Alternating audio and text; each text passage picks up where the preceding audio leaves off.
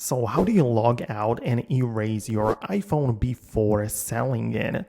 So the most important part is it's done by going to the settings app of your phone. And it doesn't matter that you are signed in and have all of the apps right here, because you can go to the general, scroll down towards the bottom and click on a transfer or reset iPhone. This gives you a bunch of different resetting options, like resetting the settings for general things or network, keyboard, whatever. But entirely at the bottom, you have the erase all content and a settings button.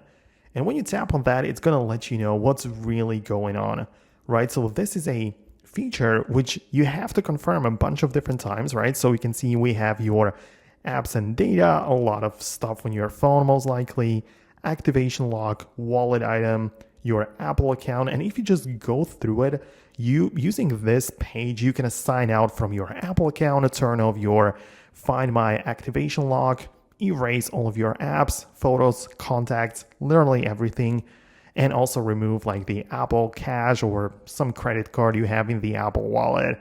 So essentially from this page, you can remove and sign out from every single service.